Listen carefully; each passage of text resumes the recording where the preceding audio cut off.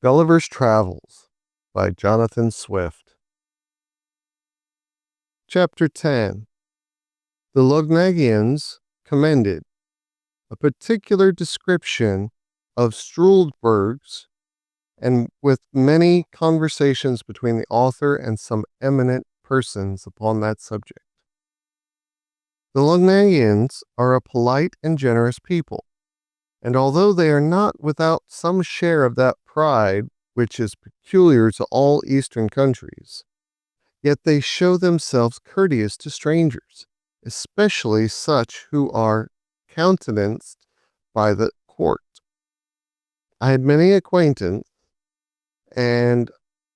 among persons of the best fashion, and being always attended by my interpreter, the conversation we had was not disagreeable. One day, in much good company, I was asked by a person of quality whether I had seen any of their Struldbrugs or immortals. I said I had not, and desired he would explain to me what he meant by such an appellation applied to a mortal creature. He told me that sometimes, though very rarely, a child happened to be born in a family with a red circular spot in the forehead, directly over the left eyebrow, which was an infallible mark that it should never die. The spot, as he described it, was about the compass of a silver threepence, but in the course of time grew larger and changed its color, for at 12 years old it became green, so continued till 25, then turned to a deep blue. At 45 it grew coal black and as large as an English shilling, but never admitted any further alteration. He said these births were so rare that he did not believe there could be above 1,100 Struldbrugs of both sexes in the whole kingdom, of which he computed about 50 in the metropolis, and, among the rest, a young girl born about 3 years ago, that these productions were not peculiar to any family, but a mere effect of chance, and the children of the Struldbrugs themselves were equally mortal with the rest of the people. I freely own myself to have been struck with inexpressible delight upon hearing this account, and the person who gave it me happening to understand the Balnibarian language, which I spoke very well, I could not forbear breaking out into expressions, perhaps a little too extravagant. I cried out, as in a rapture, "Happy nation, where every child hath at least a chance for being immortal! Happy people who enjoy so many living examples of ancient virtue, and have masters ready to instruct them in the wisdom of all former ages! But happiest among, beyond all comparison, are those excellent Struldbrugs, who, being born exempt from that universal calamity of human nature, have their minds free and disengaged, without the weight and depression of spirits caused by the continual apprehensions of death." I discovered my admiration that I had not observed any of these illustrious persons at court, the black spot on the forehead being so remarkable a distinction that I could not have easily overlooked it, and it was impossible that his Majesty, a most judicious prince, should not provide himself with a good number of such wise and able counselors. Yet perhaps the virtue of those reverend sages was too strict for the corrupt and libertine manners of a court, and we often find by experience that young men are too opinionated and volatile to be guided by the sober dictates of their seniors. However, since the king was pleased to allow me access to his royal person, I was resolved, upon the very first occasion to deliver my opinion to him on this matter freely and at large, by the help of my interpreter, and whether he would please to take my advice or not, yet in one thing I was determined, that his majesty, having frequently offered me an establishment in this country,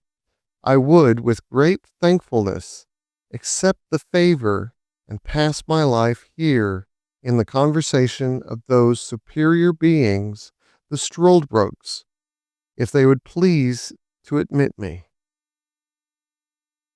The gentleman to whom I addressed my discourse, because, as I have already observed, he spoke the language of Balnibarbi,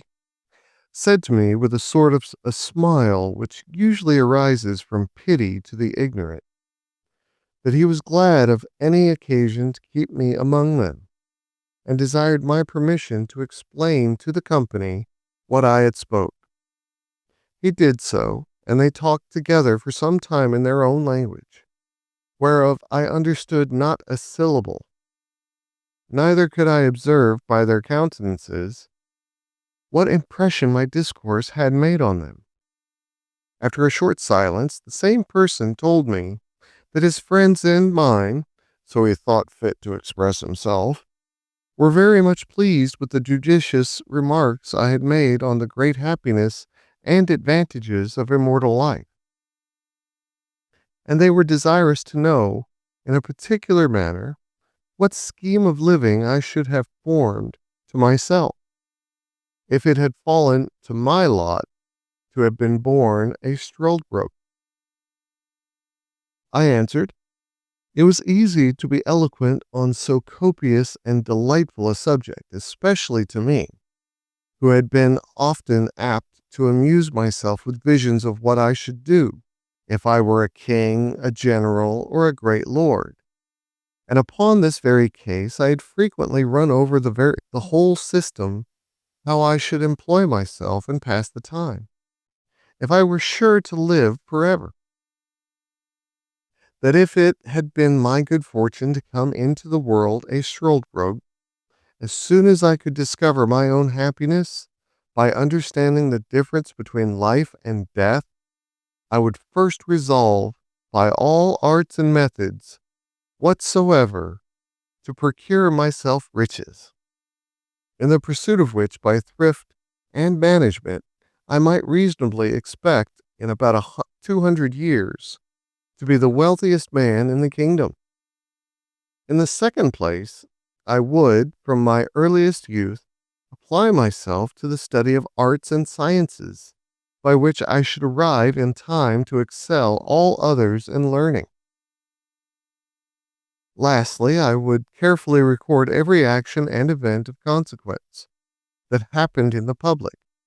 impartially draw the characters of the several successions of princes and great ministers of state. With my own observations on every point, I would exactly set down the several changes in customs, language, fashions of dress, diet, and diversions, by all which acquirements I should be a living treasure of knowledge and wisdom, and certainly become the oracle of the nation. I would never marry after 60, but live in a hospitable manner, yet still on the saving side. I would entertain myself in forming and directing the minds of hopeful young men by convincing them from my own remembrance, experience, and observation, fortified by numerous examples, of the usefulness of virtue in public and private life. But my choice and constant companions should be a set of my own immortal brotherhood, among whom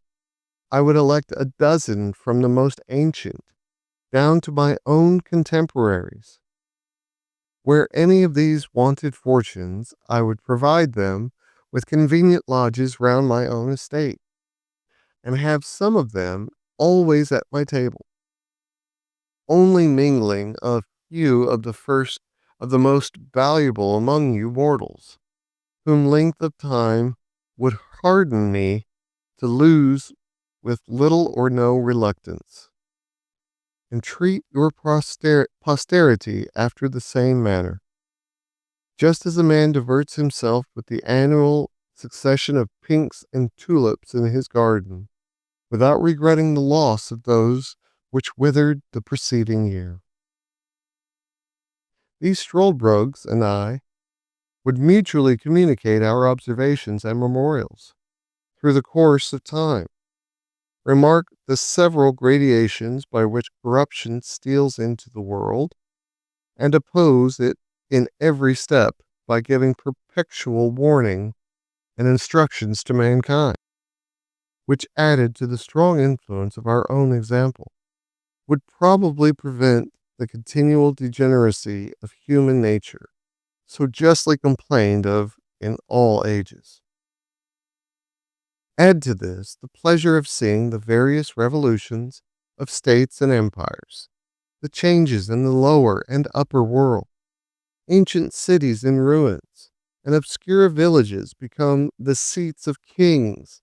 famous rivers lessening into shallow brooks, the ocean leaving one coast dry and overwhelming another. The discovery of many countries yet unknown, barbarity overrunning the politest nations, and the most barbarous become civilized.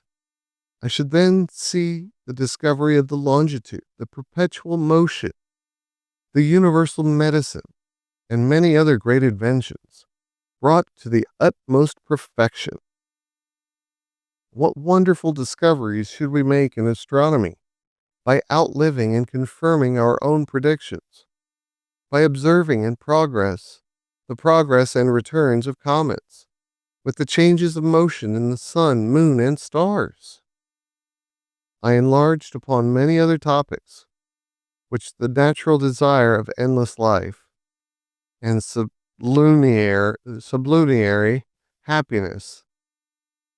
could easily furnish me with. When I had ended, and the sum of my discourse had been interpreted, as before, to the rest of the company, there was a good deal of talk among them in the language of the country, not without some laughter at my expense. At last, the same gentleman who had been my interpreter said he was desired by the rest to set me right in a few mistakes, which I had fallen into through the common imbecility of human nature, and upon that allowance was less answerable for them. That this breed of Struldbrugs was peculiar to their country, for there were no such people either in Balnibarbi or Japan, where he had the honor to be ambassador from His Majesty, and found the natives in both those kingdoms very hard to believe that the fact was possible. And it appeared from my astonishment, when he first mentioned the matter to me, that I received it as a thing wholly new and scarcely to be credited, that in the two kingdoms above mentioned, where during his residence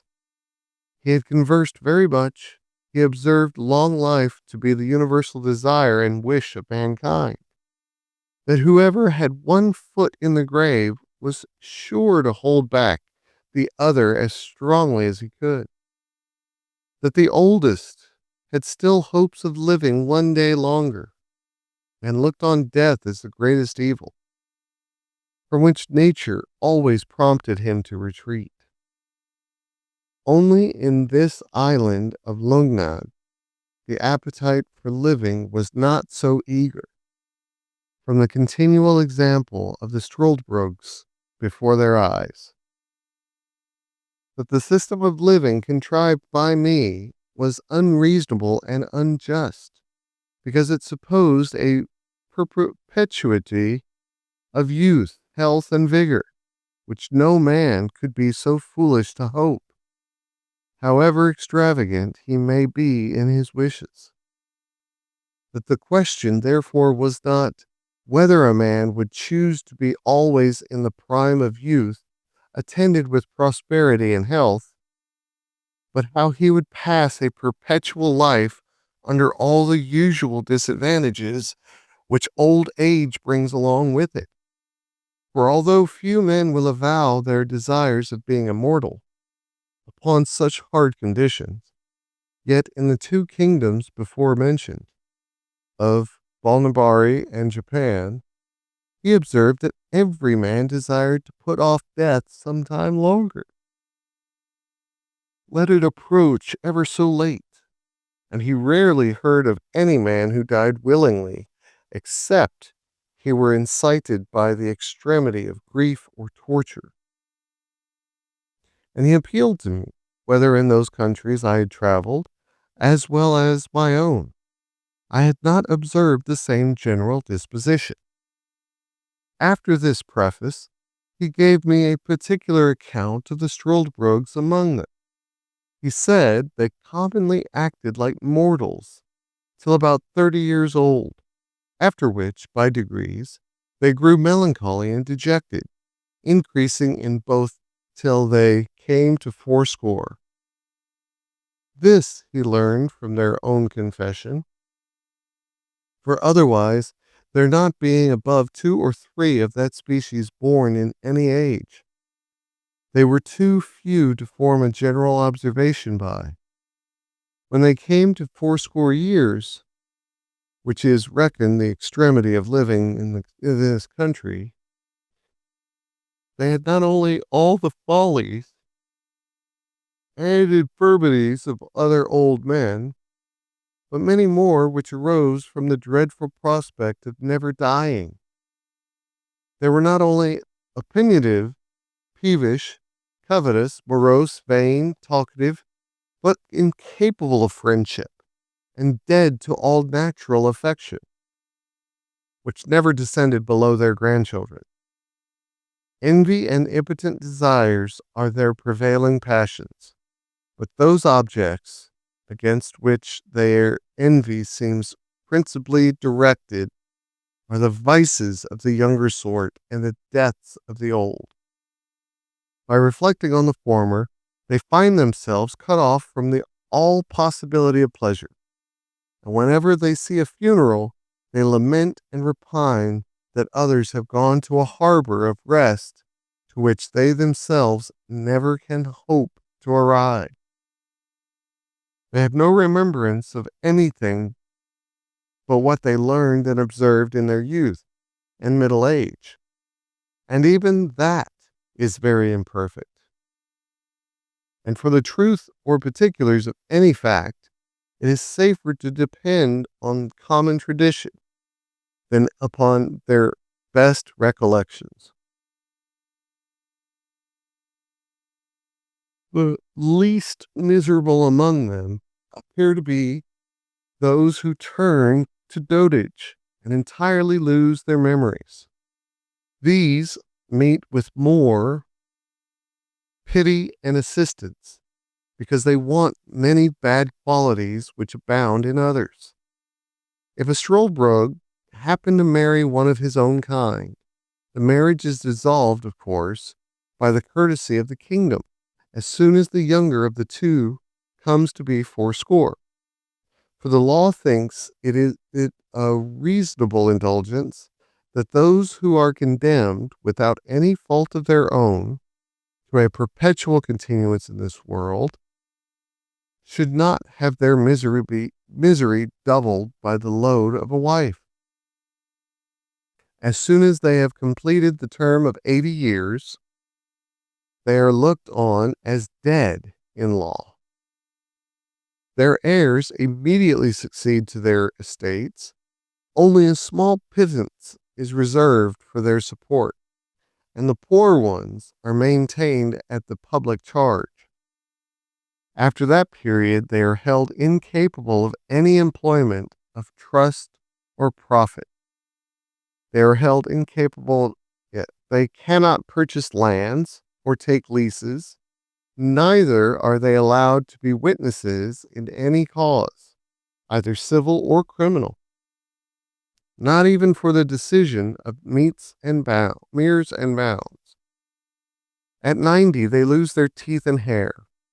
They have at that age no distinction of taste, but eat and drink whatever they can get, without relish or appetite. The diseases they were subject to still continue, without increasing or diminishing. In talking, they forget the common appellation of things, and the names of persons, even of those who are their nearest friends and relations. For the same reason, they never can amuse themselves with reading, because their memory will not serve to carry them from beginning of a sentence to the end.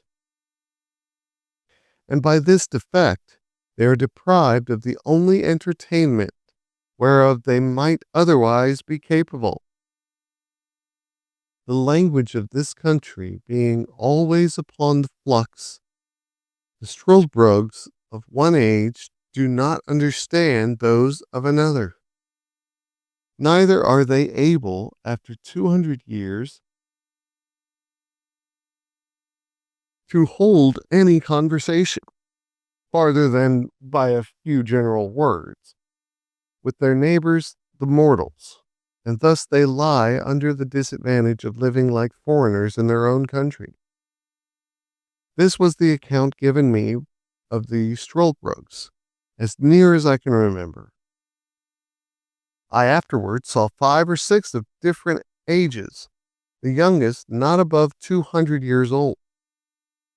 who were brought to me at several times by some of my friends. But although they were told that I was a great traveler and had seen all the world, they had not the least curiosity to ask me a question, only desired I would give them slumskibask, or a token of remembrance, which is a modest way of begging to avoid the law that strictly forbids it, because they are provided for by the public, although indeed with a very scanty allowance.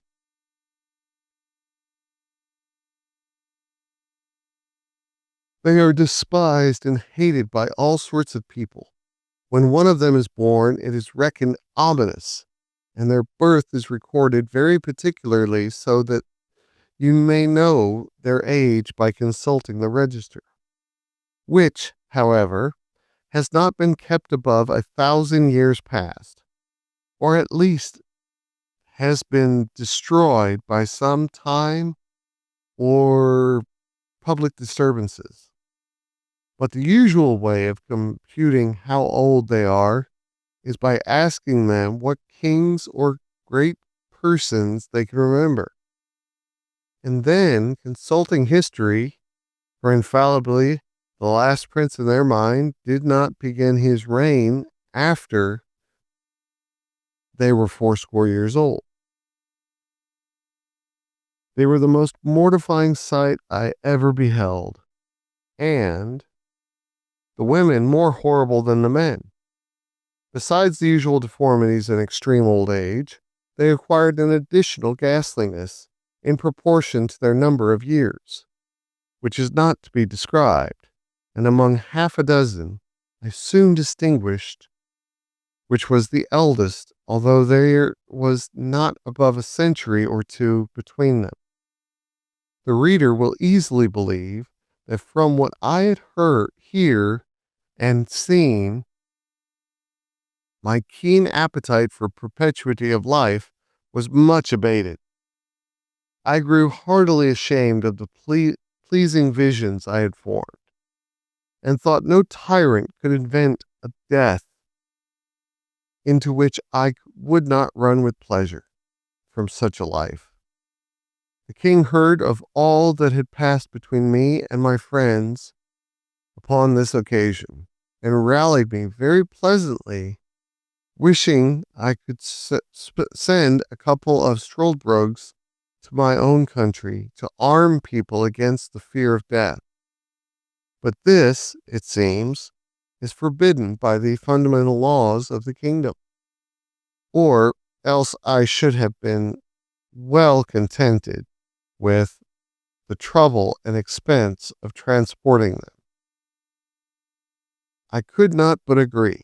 that the laws of this kingdom, relative to the Struldbrugs, were founded upon the strongest reasons, and such as any other country would be under the necessity of enacting in the like circumstances. Otherwise, as avarice is the necessary consequence of old age, those immortals would in time become proprietors of the whole nation and engross the civil power, which, for want of abilities to manage, must end in the ruin of the public.